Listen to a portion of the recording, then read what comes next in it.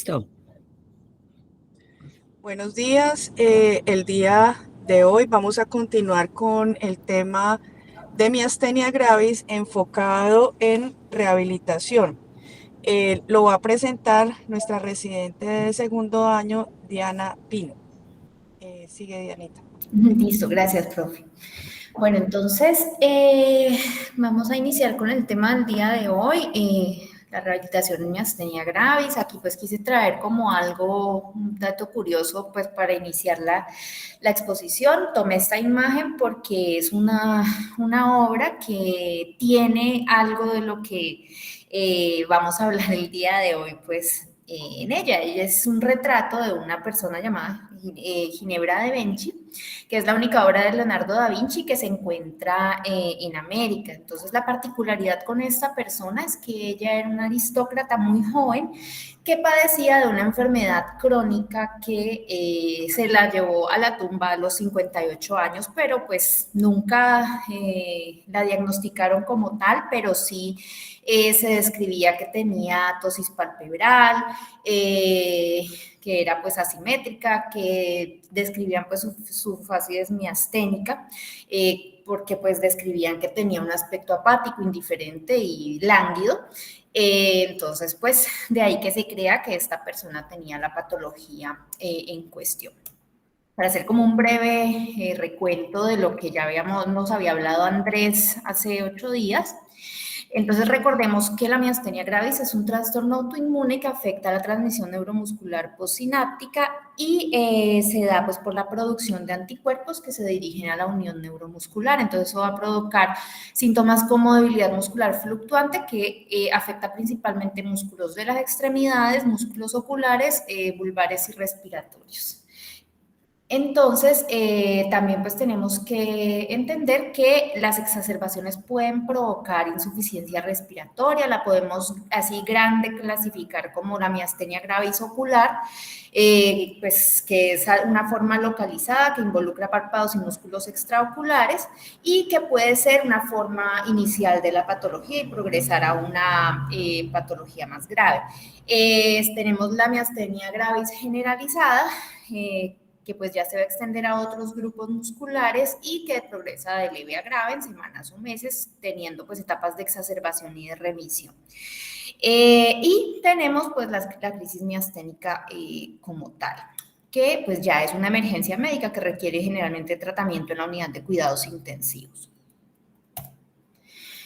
Los subtipos, entonces, de acuerdo a la fisiopatología, tenemos los que son provocados por anticuerpos antirreceptor de acetilcolina positivo, anticuerpos antitirosina sinasa, específica de músculo positivo, la miastenia gravis seronegativa, la que está relacionada con la presencia de timoma y la no relacionada con timoma. En cuanto a los criterios, pues, o la clasificación clínica, entonces la podemos clasificar como la ocular, que va a ser la clase 1, y ya pues la otra va a ser pues la que es la forma generalizada, pero entonces vamos a tener la leve, moderada o severa, y depende pues de la musculatura que afecte. Estas van a ser las clasificaciones de la 2 a la 4, y respectivamente A y B, de acuerdo pues a los grupos musculares que afecte, siendo pues las clasificaciones A las que afectan como menos, las que tienen como menos compromiso, y las B pues las que tienen más compromiso.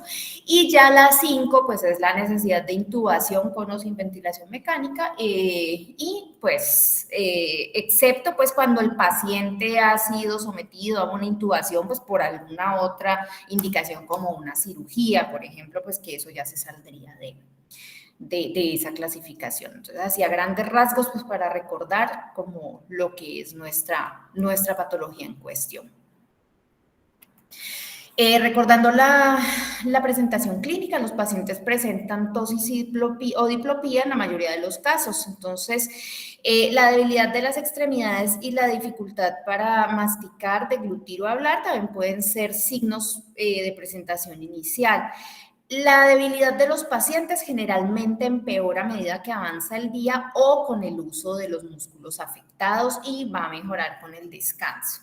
No hay un compromiso de la sensibilidad, eso es muy importante tenerlo en cuenta. Vamos a tener pacientes que van a presentar fatiga muscular después del ejercicio y van a tener dificultad para caminar, sentarse o mantener la cabeza erguida. Así como también pues, pueden cursar con cialorrea, van a tener una característica muy llamativa que es la sonrisa vertical, o una sonrisa que la describen como similar a un gruñido o a una expresión pues de desagrado cuando el paciente quiere al contrario sonreír. Sonido nasal del habla o dificultad para hablar, debilidad de las extremidades principalmente proximal. Y digamos que el mayor riesgo de producirse la crisis va a ser durante los primeros 6 meses y esto se va a estabilizar aproximadamente en 3 años. Entonces, vamos a ver como rápidamente algunos signos clínicos que podemos ver en el, digamos, como en el consultorio, bueno, cuando valoramos los pacientes.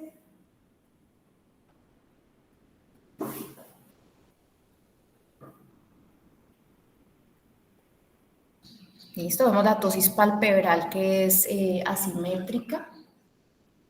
Y este es el signo de Cogan, que vemos como hay como cierto twitch en el párpado que está cayendo, pues, el que está tósico. Es la fatigabilidad del párpado.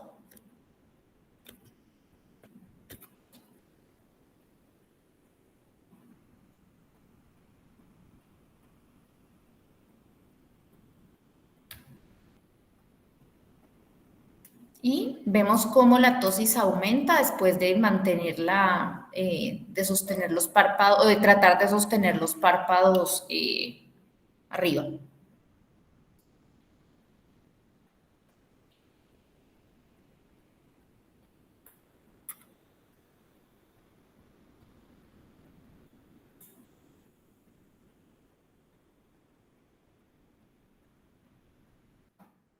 El signo de la cortina.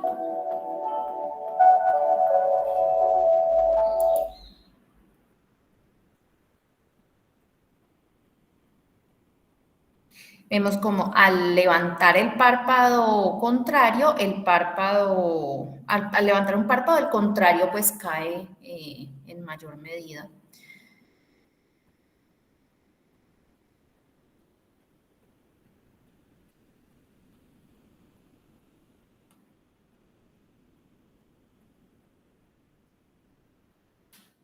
El signo del vistazo.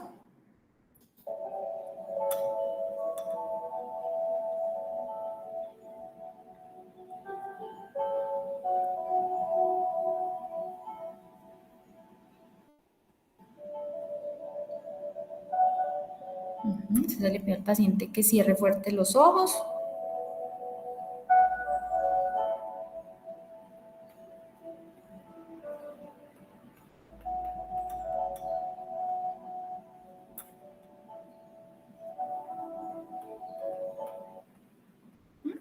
Y el párpado pues se abre parcialmente o trata de abrirse parcialmente.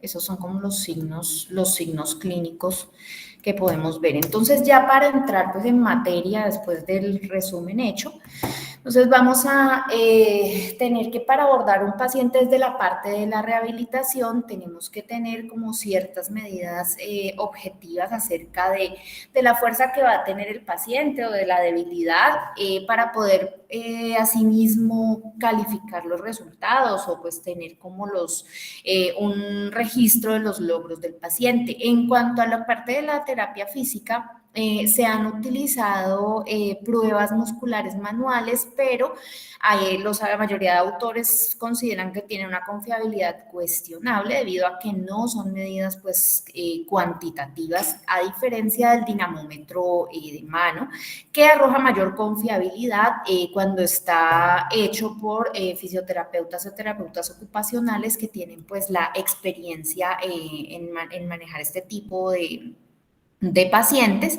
Entonces, digamos que Eso nos va a proporcionar pues mediciones de fuerza objetivas y cuantitativas. Entonces, ahora pues lo que se propone es el uso de la dinamometría de mano como medida pues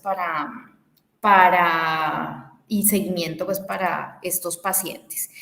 Entonces, es importante aclarar que aunque la rehabilitación está contraindicada en la fase aguda de cualquier crisis miasténica, hay una cierta evidencia en la que se habla pues, de que no hay cierto beneficio en las fases de estabilización de la enfermedad. Además, se le añade que debe ser supervisada por profesionales de la salud. Entonces, eso va a proporcionar un contexto aún más tranquilizador en cuanto a lo que es la rehabilitación de estos pacientes. Entonces, pues es importante mencionarlo, ya que existe pues como el cierto temor de la prescripción de actividad física o de ejercicio en estos pacientes debido a esto. Pero entonces es importante, en cualquier fase aguda no se debe indicar ejercicio. Entonces, el protocolo de prueba en cuanto a la dinamometría de mano que se tiene pues propuesto consiste en realizar una serie de 2 repeticiones de esfuerzo máximo generadas en 2 a 3 segundos en posiciones que son estandarizadas eliminando la gravedad. Ya les voy a mostrar más o menos cuáles son las posiciones que se manejan. Se mantiene un periodo de descanso de 1 minuto entre cada repetición para asegurar pues, un mejor esfuerzo y minimizar el sesgo de fatiga.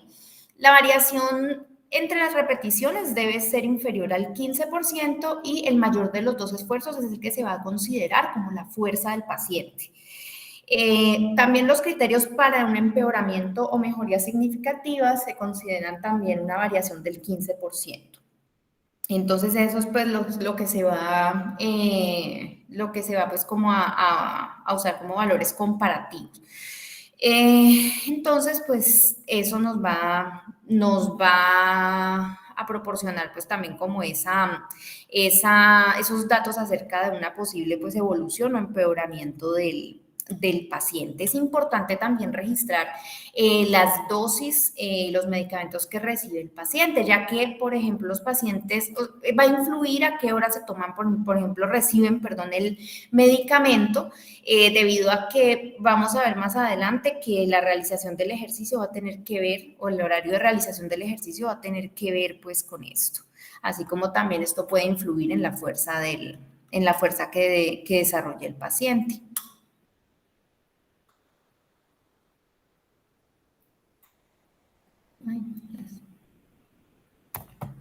Entonces, estas son las posiciones que se utilizan para como abolir pues la gravedad para poder utilizar la dinamometría de mano. Entonces, ahí tenemos varios ejemplos pues de varios segmentos corporales para generar pues mayor objetividad al momento de la medición. Aquí tenemos algo pues de lo que son los músculos, las pruebas manuales pues musculares, que habíamos hablado que no son tan objetivas, pero pues sí es importante conocerlas. Es importante aclarar que se toma un puntaje como de 0 a 4, donde 0 es pues normal y 4 mayor, o sea, una abolición pues del movimiento, y los músculos más afectados van a ser principalmente los abductores de hombros en cualquier grupo, pues en cualquier género y en cualquier paciente afectado. Antes de llevar a cabo pues una prescripción de ejercicios, es importante hacer una valoración funcional. Entonces, tenemos que generalmente se utiliza pues la caminata de 6 minutos, pero Con estos pacientes hay que tener una condición o una consideración especial, y es que no todos los pacientes con miastenia gravis van a tolerar una caminata de 6 minutos. Entonces, por eso se han adaptado eh, las pruebas de caminata de 2 y 3 minutos, considerándose lo suficientemente largas para ser funcionales y lo suficientemente cortas para ser tolerados por la mayoría de estos pacientes cuando no se encuentran en crisis naturalmente. Entonces, en estas pruebas se utiliza un recorrido de distancia medida con giros mínimos y sin distracciones. Idealmente se indica pues un pasillo hasta de 30 metros, pero pues para poder no distorsionar la prueba como lo acabo de decir, con giros. ¿Listo? Y se debe utilizar un estímulo vocal adecuado y constante durante la caminata para mejorar el esfuerzo del paciente. Entonces, siempre se tiene que hacer una monitorización objetiva de los signos vitales y de los síntomas que presente el paciente. Los parámetros que se miden en esta caminata, como por ejemplo la distancia y el tiempo, se pueden comparar con los datos pues, del mismo paciente, y eso pues generarnos una línea de base sobre la cual trabajar.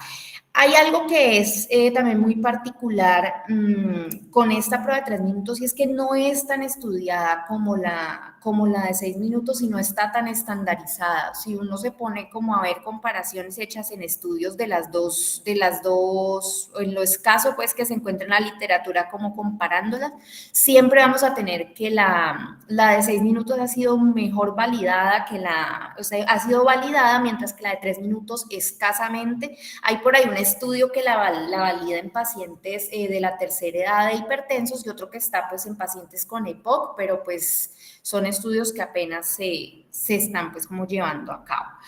Hay que mencionar que los cambios superiores a 1.5 pies por segundo se consideran significativos en esta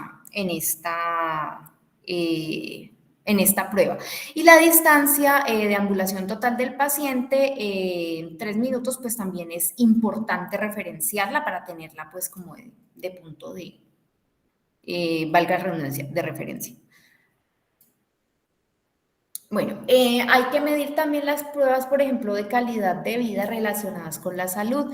Entonces, estas pruebas están hechas para medir las capacidades, pues, de un paciente, de cualquier paciente, pues, con miastenia gravis. Entonces, digamos que eso nos sirve para evaluar y valorar, mejor dicho, la tolerabilidad de una enfermedad y sus tratamientos. Entonces, esto se basa en resultados informados por el paciente. Entonces, ¿por qué son adecuados para pacientes con miastenia gravis? Porque los síntomas de estos pacientes van a fluctuar con el tiempo, pueden hacerse más intensos a lo largo del día, es decir, el paciente a lo largo del día va a presentar fatiga y esos síntomas pues van a ser más evidentes para el paciente que para el médico, por cuanto se tratan pues de síntomas. Por ejemplo, que son la disfagia, la dificultad para masticar, la dificultad para deglutir. Entonces, digamos que estas pruebas, o quienes han descrito estas pruebas, consideran más al examen médico como una foto del momento, pues, más que ya lo que el paciente nos pueda autoinformar, nos pueda informar, perdón, con la evolución de esos síntomas. Entonces, siempre utilizando pues estas escalas autoinformadas, se ha logrado ver que incluso cuando se tiene una patología muy leve, eso causa frustración e impacta negativamente en lo que es la vida social o la participación pues del individuo en cualquier entorno. Entonces, tenemos la escala de calidad de vida relacionada con la miastenia gravis y su versión revisada. La primera es un instrumento que fue desarrollado específicamente para la enfermedad y consta de 60 ítems que ya pues han sido previamente validados. Y bueno, Bueno, se deriva de una escala de calidad de vida de 60 ítems que había sido previamente validado. Los 15 ítems de esa escala de calidad de vida, o MGQ o L15, se seleccionaron en función del desempeño y especialmente tratándose pues de lo que es tratamiento, capacidad de respuesta y confiabilidad. Esa escala de 15 ítems ha sido validada en un estudio multicéntrico de 175 sujetos. Entonces, hay una versión revisada que es del 2016, hecha analizada por Rush y colaboradores, que pues digamos que funciona, se ha visto que funciona ligeramente mejor que la original, pero que de igual forma no invalida la primera, ya que pues la primera también ha sido adecuadamente validada y sometida pues a escrutinio riguroso, pues, y sigue siendo aún una herramienta válida. Tampoco esta escala revisada invalida ningún resultado o conclusión hecho pues, por algún estudio que haya utilizado la versión original. Entonces, digamos que debido pues, a hacer pues, una versión revisada, ha mejorado ciertos ítems, pero pues o la he hecho un poco más sencilla y más fácil de interpretar, pero sin que eso quiera decir que la otra pues no sirva. Entonces, esta escala es útil para conocer la situación del paciente, para tener pues, digamos, una perspectiva durante la evolución clínica y para seguir a los pacientes a lo largo del tiempo. Entonces, también para poder hacer pues una comparación o un seguimiento a la evolución del paciente si ha estado siendo sometido a cualquier proceso de rehabilitación. Entonces, pues eso también nos ayuda como a tener una medida objetiva de los logros o del progreso del paciente. Entonces, también tenemos la versión original que tiene tenemos a la izquierda. Tenemos que a mayor puntaje, mayor compromiso.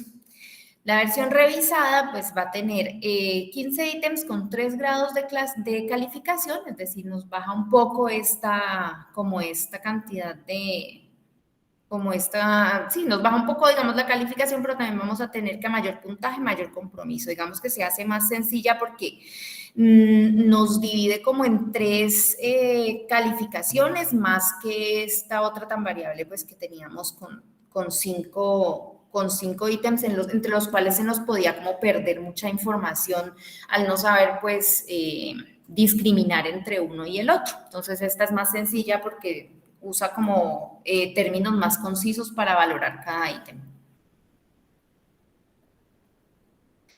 Bueno, entonces la escala de actividades de la vida diaria específica de la miastenia gravis es una escala desarrollada aproximadamente en 1990 para valorar el estado de los síntomas y las actividades de los pacientes con miastenia gravis. Es una escala de 8 ítems, también es un cuestionario informado por el paciente, que es fácil de hacer porque se puede completar en 2 a 3 minutos sin necesidad pues de tener un asesoramiento de algún especialista o de algún profesional para llevarla a cabo. Se ha visto pues que se correlaciona en buena manera con el de test de calidad de vida.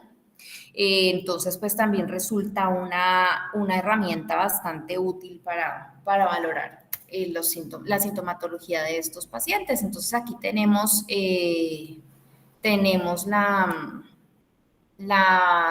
los ítems como tal de esta escala y tenemos pues cómo lo califica cada uno de los ítems, pues siendo algo muy, muy corto y muy fácil de interpretar o de calificar.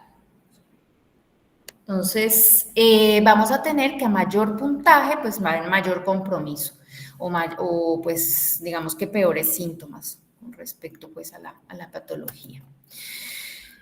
Entonces, digamos que estas son las medidas recomendadas para tener un estimado de lo que es la mejoría o el empeoramiento de la miastenia gravis. Entonces, tenemos la escala cuantitativa o el test cuantitativo de la miastenia gravis.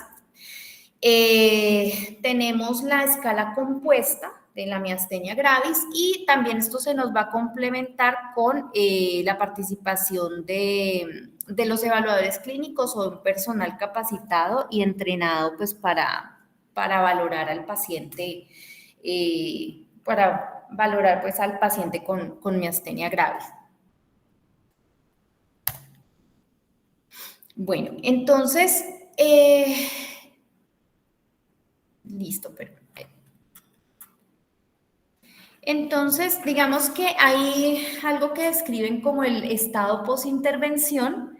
Entonces, esa es una escala o una medida de la evaluación, como su nombre lo dice, posterior a cualquier intervención o a cualquier actividad o pues plan de actividad llevado a cabo con el paciente, pero digamos que no es tan sensible a pequeños cambios en el estado de la patología del paciente. Entonces, esta escala carece de definiciones de mejora o empeoramiento, pero pues digamos que nos va a ayudar como a mirar o a hacer seguimiento del estado clínico del paciente de cierta forma, pero menos sensible a cambios que las que hemos visto anteriormente. Listo, entonces aquí tenemos esta es como a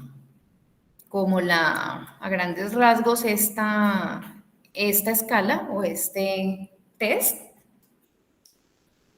Entonces, tenemos que, podemos hablar de un estado de remisión de la enfermedad con o sin fármacos y también pues nos habla de manifestaciones clínicas y pues relacionado pues con el manejo y el cambio de estado de la enfermedad que puede pues ir en una escala de no presentar mejoría, empeorar, tener exacerbaciones e incluso pues nos habla ya del paciente que fallece.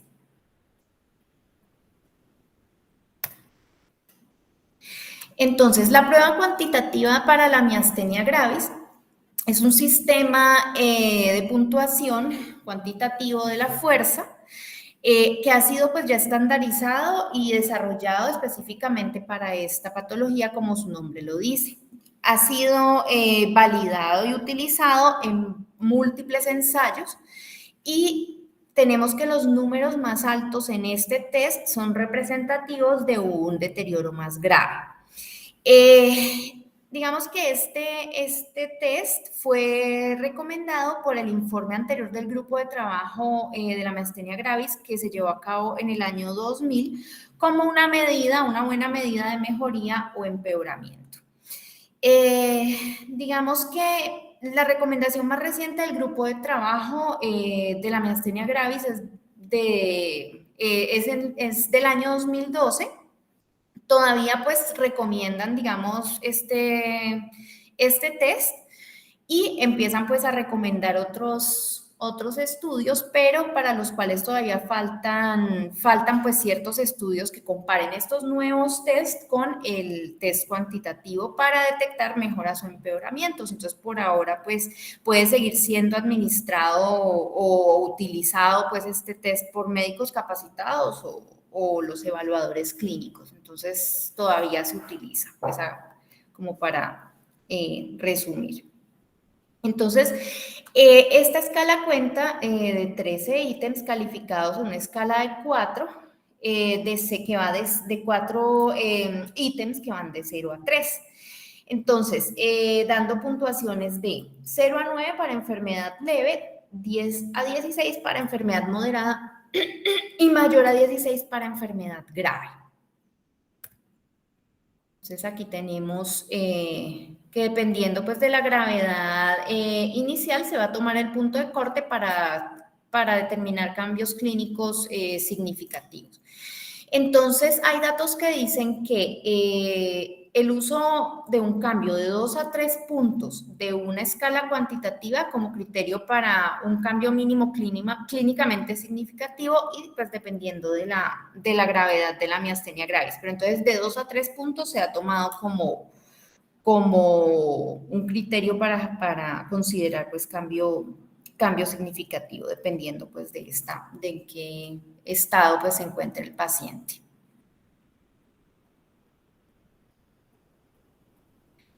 Bueno, la escala compuesta es un instrumento que se considera fiable para medir el estado clínico de los pacientes con miastenia gravis en la práctica clínica y pues también se ha utilizado en los ensayos que han estudiado a estos pacientes.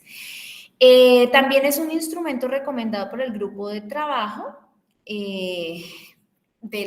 pues en cuanto a la miastenia gravis, también está pues esta está descrita también en el año 2012, esta es una de las que no tiene, pues no se ha hecho suficientes estudios para compararla con la escala anteriormente mencionada, y esta escala sirve para determinar cuantitativamente digamos que las definiciones o lo que es los estados postintervención de mejoría o empeoramiento. Se considera que un cambio de 3 puntos es clínicamente significativo para esta escala. Y se considera que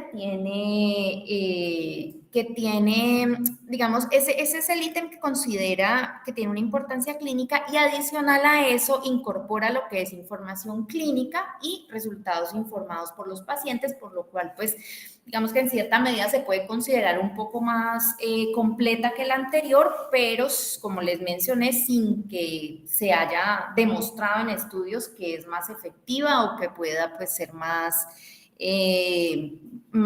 de ayuda pues para el seguimiento de estos pacientes.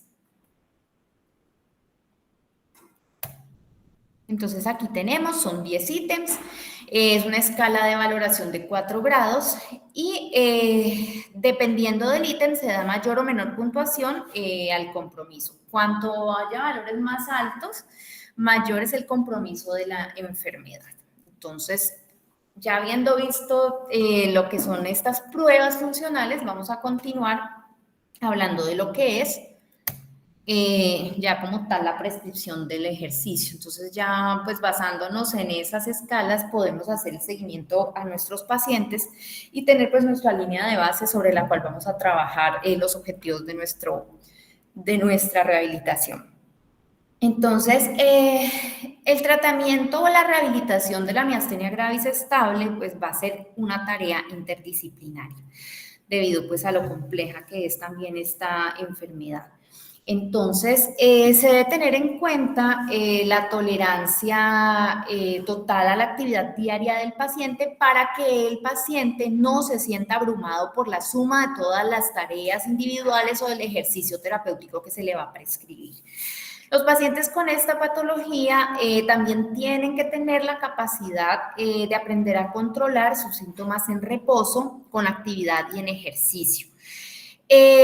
Digamos que no se ha demostrado que el ejercicio mejore la disfunción postsináptica de la placa terminal. ¿Qué quiere decir esto? Es decir, no es que el ejercicio revierta la patología. El principio sobre el cual se trabaja el ejercicio es que va a producir y va a mejorar las adaptaciones fisiológicas que se van a producir como consecuencia pues, del entrenamiento. Y asimismo tenemos que una prescripción del ejercicio va a elevar la capacidad funcional inicial del paciente.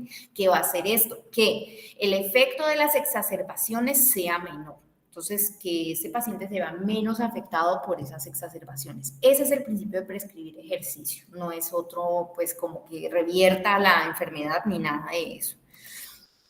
Entonces, hay ciertas consideraciones que debemos tener sobre el ejercicio. Los autores de este texto, producido por la Fundación Americana para la Miastenia Gravis, que ya pues es un poco antiguo, pero aún se aplica, utilizan algo que se denomina la regla del dólar. Entonces, ¿a qué se refiere esto? Bueno, ellos hacen de cuenta como que usted tiene $1 para gastar en todo el día y que usted no puede gastar, hablando de dólar, como la energía del paciente. Ese dólar es la energía del paciente y ese paciente no puede gastar, por ejemplo, 75 centavos de ese dólar en la mañana. No, o sea, tiene que haber como una distribución de esa energía para todas las actividades del paciente. Entonces, por eso mismo, pues se debe tomar con la consideración de hacer el ejercicio en el mejor momento del día y no agotar toda la energía haciendo el ejercicio de la mañana. Porque pues se ha visto que se debe hacer el ejercicio en el mejor momento del día, principalmente por que los pacientes refieren sentirse mejor, por lo menos en la mañana, pero hay otros que no son tan mañaneros, pues por así decir, un término coloquial, entonces se sienten mejor a otras horas del día. Entonces, cuando el paciente se sienta mejor es cuando el ejercicio se debe hacer. El ejercicio se debe hacer con dosis máxima de piridostigmina. Entonces, tomando en cuenta que la vida media de la piridostigmina es de aproximadamente 4 horas, es ideal que el ejercicio se haga entre 1:30 y 2 horas después de la dosis. Y se debe tomar en cuenta que se deben ejercitar grupos musculares grandes. Entonces, digamos que esos ejercicios o esos programas de ejercicios para estos pacientes deben ser cortos y aumentar solo hasta una intensidad moderada, enfatizando en musculatura proximal, por ejemplo, cintura escapular, cintura pélvica u hombros y caderas. Y solo llegar hasta intensidad moderada es muy importante porque, pues, digamos que no podemos, volviendo al primer principio, pues agotar toda la energía del paciente en un entrenamiento. Entonces, hay que tener en cuenta que se debe suspender el ejercicio si el pulso aumenta más de 30 latidos por minuto desde el reposo hasta el ejercicio máximo. Si el paciente presenta dificultad para respirar en el momento máximo del ejercicio, si los síntomas del paciente empeoran durante el ejercicio, por ejemplo, la tosis o la diplopía, si el paciente permanece cansado 2 horas después del ejercicio, si tiene dolor muscular residual grave al día siguiente del ejercicio, entonces se debe suspender y siempre se debe consultar. Por eso siempre se debe consultar pues con un profesional o esos ejercicios deben ser dirigidos por un profesional. Se debe tener como ese seguimiento para que el paciente conozca estos signos de alarma. ¿Qué tipos de ejercicios y dispositivos se pueden utilizar en pacientes con miastenia gravis? Entonces, digamos que la caminata es un buen ejercicio comenzando en superficies planas a un ritmo cómodo y en un ambiente controlado, es decir, que no sean calles transitadas ni a temperaturas extremas porque esto nos puede agotar más al paciente. Que hayan, por ejemplo, él puede utilizar aparatos que estén fijos, por ejemplo, bicicletas, por ejemplo, bicicletas o elípticas, en las que el esfuerzo se puede medir y controlar. Entrenamiento con pesas, entonces se deben utilizar máquinas que tengan mecanismos de seguridad o pesas libres que sean ligeras. Se tiene que utilizar un sistema de 10 a 12 repeticiones y no más de 3 series por ejercicio. Entonces, no hay que exceder el ejercicio hasta el punto de generar fatiga. A eso hablábamos o hacíamos referencia con lo de que debe hacer una intensidad moderada sin excederse. La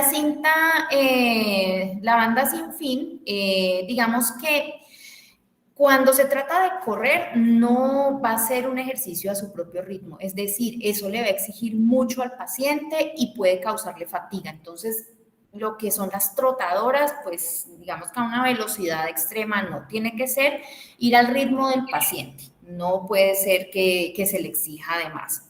En cuanto a la natación, es importante tener ciertas consideraciones. Sí es un ejercicio que pueden hacer los pacientes con miastenia, pero hay que tener en cuenta que deben nadar en la parte donde ellos puedan tocar el fondo y estar acompañados.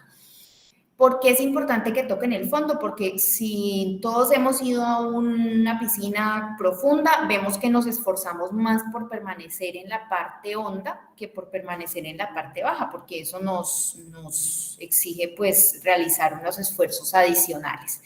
No nadar con temperaturas extremas, porque las temperaturas extremas pueden aumentar la fatiga. Entonces hay una revisión que es muy completa con respecto a lo que es el ejercicio.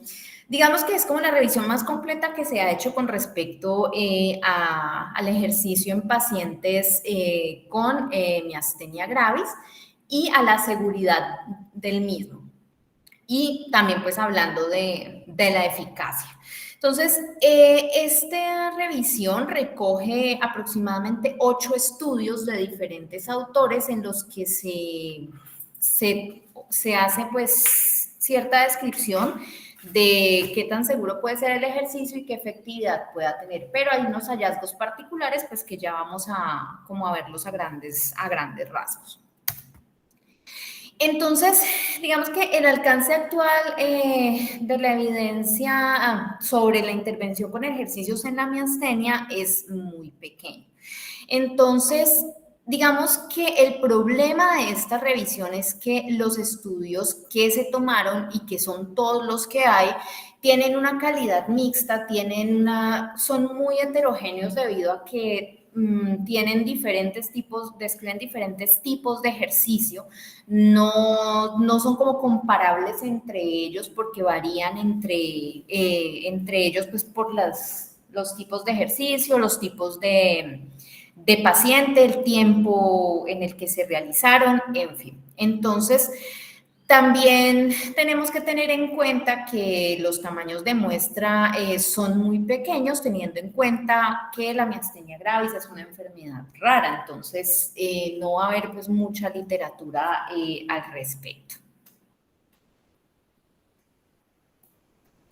Entonces, en cuanto a esto, no hay datos que respalden que el ejercicio sea una intervención perjudicial en la miastenia gravis estable. O sea, eso no en ningún lado, digamos, hay una evidencia que diga que no se puede hacer ejercicio en miastenia. Hasta la fecha no hay ningún estudio que demuestre evidencia de una crisis miasténica relacionada con el ejercicio. Digamos que hay uno de los estudios que describían los autores de la revisión que sí mostró pues una crisis, pero después consideraron los autores que se había dado como parte de la historia natural de la enfermedad y no a consecuencia del ejercicio realizado. Uno de los estudios respaldó la hipótesis de un efecto protector del ejercicio, ya que hubo 5 exacerbaciones que se produjeron, pero en el grupo control. Entonces, digamos que de cierta forma plantea la hipótesis de que al no haber exacerbaciones en el grupo pues, de los pacientes que hacían ejercicio, pues se podía plantear de que tuviera un efecto protector. Según la evidencia actual, es imposible comparar la seguridad o la efectividad de un tipo de ejercicio con otro. Por ejemplo, ejercicio aeróbico versus ejercicio de resistencia, tomando en cuenta que la intensidad, la duración y la frecuencia y pues el tipo de ejecución de estos ejercicios variaron entre los estudios. Lo que les expliqué al principio eran estudios demasiado heterogéneos, entonces no se podían como hacer comparaciones entre los mismos. En cuanto a términos de efectividad, en comparación con grupos de control sin ejercicios, se observaron mejoras en lo que era la capacidad para caminar en estos pacientes. La puntuación, digamos que, perdón, la fuerza de la extensión de la rodilla y las pruebas musculares, digamos que fueron positivas a favor del ejercicio. Entonces, en la mayoría de los estudios. Al comparar dos tipos de ejercicio, principalmente ejercicio de resistencia y ejercicio aeróbico, hubo una mejoría en la prueba de subir escaleras y una reducción en la fatiga al realizar extensión de rodilla. Esto fue a favor del ejercicio de resistencia, en contra pues del ejercicio aeróbico. Hay otro dato muy importante, y es que las mejoras no se mantuvieron en el seguimiento de los 3 meses, en el único ensayo que sí les hizo seguimiento a los 3 meses, que es como el estudio más grande que se tenía, que es llamado pues el ensayo MGEX. Entonces, es que no se hayan mantenido esas mejoras a lo largo del tiempo refuerza esa noción de que el ejercicio fue responsable de ciertas ganancias observadas y que los beneficios del ejercicio se suspendieron pues al suspender el programa. No se puede concluir qué tipo de ejercicio es mejor, cuánto se debe hacer, ni con qué frecuencia, ni con qué intensidad. Entonces, también hay otras preguntas que quedan en el aire y sin respuesta, que incluyen cuándo se debe comenzar, con qué intensidad, digamos que cuándo se debe, mejor dicho, si es mejor comenzarlo al inicio de la enfermedad o en el curso de la misma, y si existe una relación entre el ejercicio y las terapias farmacológicas. Por ejemplo, si el ejercicio potencia la acción de las mismas. En cuanto a lo que es la intervención por parte de terapia ocupacional, entonces, digamos que hay que aclarar que es importante que el terapeuta dedique tiempo a revisar estrategias de conservación de energía más que cualquier otra cosa. Entonces, en esta tablita enumeramos algunas sugerencias específicas para realizar ciertas ocupaciones de la vida diaria que pueden reducirle al paciente el esfuerzo y la fatiga. No es como una receta, pues, sino más bien es como una sugerencia para aplicar, pues, la conservación de la energía, ya que, pues, cada recomendación o cada indicación debe ser específica a las necesidades de cada paciente. Entonces, es importante eso, dirigir esa terapia al ahorro de energía. Digamos que es el objetivo casi que el más importante en la intervención por parte de terapia ocupacional. Entonces, hay que utilizar las ocupaciones del paciente para poder planear lo que es la intervención por parte del terapeuta pues, ocupacional. Entonces, eso tiene eso le confiere pues más valor terapéutico. Entonces, por ejemplo, son relevantes para el paciente y pueden calificarse, digamos, en función del éxito, y se pueden volver desafiantes a medida que el paciente va consiguiendo ciertos logros, y esto va a ayudar pues a que se facilite el desempeño de las mismas. Entonces, por eso hay que familiarizarse, digamos, más con las ocupaciones o con las actividades que normalmente realiza el paciente. De esa forma, pues también se puede autoinformar, pues, qué tanto han mejorado o empeorado en el tiempo. Bueno, entonces, hay ciertos métodos que pueden volver terapéuticas, pues, estas actividades, y pueden incluir realizarlas en otra posición, cambiar la posición de los materiales, cambiar los brazos de palanca, aumentar la resistencia física, aumentar la duración de la actividad. Y esto pues también nos va a facilitar la motivación para llevar a cabo las actividades, es decir, la participación del paciente, y nos va a generar pues una buena relación terapeuta-paciente. También hay que tener en cuenta que en estas actividades hay unos indicadores de fatiga. Entonces, tenemos que la frecuencia cardíaca superior a 20 latidos por minuto, por encima de la frecuencia cardíaca de reposo, es un indicador de que ya pues, se debe detener como ese progreso de esa actividad, que haya dificultad para respirar y exacerbación de síntomas. Entonces, cada una de las actividades se debe adaptar a la tolerancia de cada paciente. En cuanto a la parte de fonoaudiología, entonces, en cuanto a la rehabilitación de la deglución, entonces, cuando un paciente experimenta una crisis miasténica o una exacerbación de los síntomas, no se debe indicar como cualquier parte de la rehabilitación. Sin embargo, cuando el paciente esté estable o en etapa de revisión, sí se puede pues prescribir o puede estar indicado pues aumentar esa reserva funcional. Entonces, digamos que se debe como el objetivo de mejorar la fuerza de la musculatura orofaringea para disminuir el grado de disfagia en una futura crisis, por lo cuanto les había hablado de que ese es como el principio del entrenamiento del ejercicio en estos pacientes. Todos los programas de rehabilitación deben realizarse bajo supervisión. Y también debe realizarse durante el tratamiento farmacológico del paciente y no inmediatamente antes de las comidas, porque eso se nos puede convertir en un problema.